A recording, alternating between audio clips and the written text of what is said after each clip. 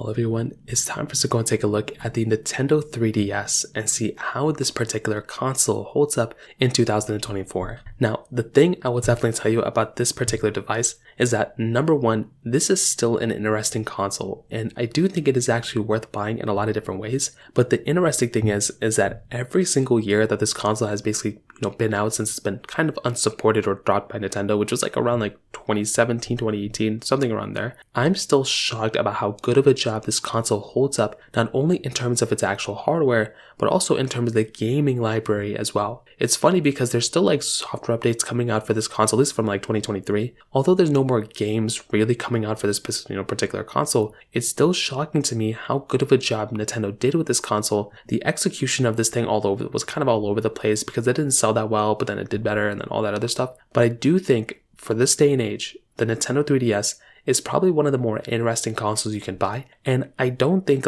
if you're going to buy a Nintendo DSi or DS, you might as well buy the 3DS and just, spend a little bit more money. Although they're a little bit harder to find and they're getting a little bit more expensive, I think the best time to buy a Nintendo 3DS is now. And we'll talk about that throughout this video. Now, first of all, the exterior of the 3DS. It was a very interesting thing from Nintendo. So we all know, coming from the standard DS, this was the 3D toggle was the main selling, or was the main gimmick for this console. And, I think for this 3DS thing, it was a clever play by Nintendo to actually create something like this. But I really appreciated the graphic improvement coming from the previous consoles. So the main thing here, like I said, was the 3D, effect without using 3D goggles. I do think that's the thing that probably aged the worst on this console. From everything, however many times I play any 3DS games, I never even think about using the 3D toggle. It doesn't even really hurt my head that much, and I used to use it a little bit, and it really didn't even hurt my head too much. But it was just an annoying thing to even turn on because it was just so pointless. Very few games even utilized it. I think Super Mario 3D Land used it a little bit, and even then it wasn't even that big of a deal. But still, it was a cool thing and it was a cool gimmick. You were getting that larger display at the top and that smaller display at the bottom, which I actually thought was a very interesting choice from Nintendo, for them actually kind of creating that bigger display in the front, because it was a super nice thing for them too. It gave us a little bit more of a playing ground, and it actually created some more of an effect, in my opinion, because it allowed developers to kind of focus in on the top display as being kind of the main display, and the bottom display being more of a kind of a information type of display. If you need information within a game or a menu item or whatever, you can get that from the bottom display, and the top display was basically focused on the game, which I liked a lot. And because that 3D effect was only for the top display, I think that's what Nintendo was trying to focus in on, was trying to get the developers to create the main playing area for the main display at the top. You're also getting the dual camera setup on the back side and the single camera setup on the front side, which is very funny because a lot of phones, phones didn't even get a dual camera setup on the back side until 2017, and this console came out in 2011. So this console in a lot of ways was ahead of the time there, which was actually genuinely pretty crazy. So that right there was another pretty big thing going on for this console as well. You were still maintaining that bottom touchscreen, which I think was very cool. Again, having that touchscreen there was really, really awesome, and I love having the touchscreen. It's a really cool thing.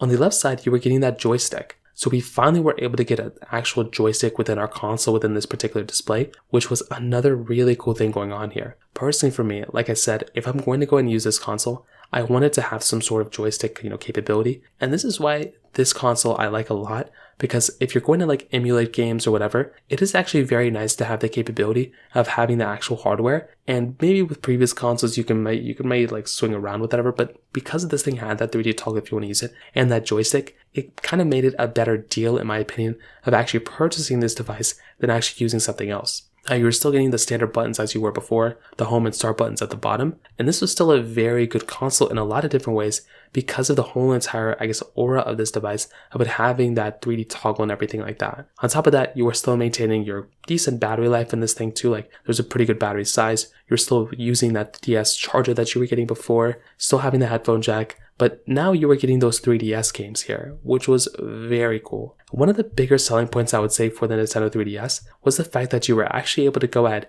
and play all your Nintendo DS and Nintendo DSi games within this particular console. This is by far, in my opinion, probably one of the biggest assets going on for this particular device. If you were able to go through and actually use this console, you were actually able to have a console and use one that was actually, basically backwards compatible with all those other games from before. This is by far probably one of the biggest assets, I would say, for this particular console. And the reason for that is because with this particular device, you're actually able to go through and have a really good, solid quality device that essentially, is backwards compatible with a lot of different games. This is something that I love a lot. And anytime I go and talk about the DSs, I always talk about the 3DS because it is probably the behemoth of all the consoles ever. So for one, all those DS games you can play, you can think of, it's available here. But there were lots of 3DS games that Nintendo made that were amazing. Super Mario 3D Land was a really good game. New Super Mario Bros. 2 was a really good game. Animal Crossing New Leaf was probably one of the best Animal Crossings,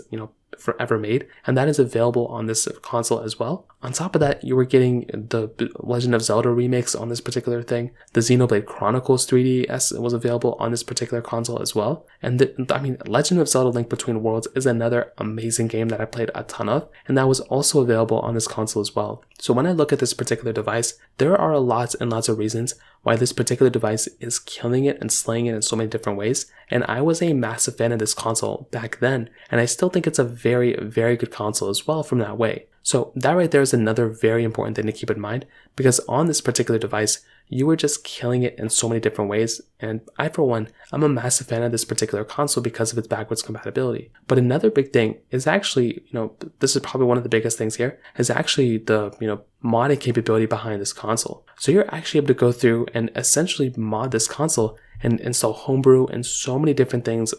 There's so many different things involved in this console too. So that's another very big asset. Like if you're going to go through and actually get this console, there's so much homebrew available. And that is another really big thing going on for this console as well. The fact that you can just have that much, experience and that much, library behind this console is a super cool thing. And I do think that's, again, one of the biggest assets going on for this console. And I, for one, I'm a massive fan of that. And if I'm going to go ahead and buy and purchase a console, I want it to have some sort of modding capability. And this console is probably giving you better modding capability in 2024 than any time before, because there's still a massive community behind it. In fact, on my third channel, sometimes I do talk about some troubleshooting things on this console, and they're still getting some views because a lot of people are still interested in this particular device. So from that perspective, that's another really big thing going on for this console too. And overall, what I can definitely tell you is I do think the Nintendo 3DS is a very good console to buy. It was a very good console back then in 2011 when this thing came out. And 13 years later, this console is still holding up so well. None of my 3DSs have really broken yet, which is really cool. I've had some weird issues and stuff with some other consoles, but my 3DSs have always been pretty stable. I've had very few issues. I've homebrewed and modded 2 of them, and I haven't really had any issues on those 2 either, which is another super cool thing going on here. The only reason I wouldn't recommend buying a 3DS is if you want to buy and save money for a Nintendo Switch. I would recommend buying that, over this thing. But it is actually very interesting because unlike the Switch, there's no alternative to the 3DS. With the Switch, you can play some Wii games and some Wii U games and stuff, but there's no console that succeeded the 3DS that can play 3DS games yet. Maybe the Switch successor will be able to emulate these games, but that's another very big thing going on here. So take it as you will, but that's by far one of the biggest assets going on for the Nintendo 3DS in 2024. If you have any other thoughts or questions, let me know in the comment section below. Hit the like button, that would mean so much, but definitely hit that subscribe button. More importantly than everything else, I love every single one of you guys. Hopefully I'll catch you guys in the next video. Peace out till then.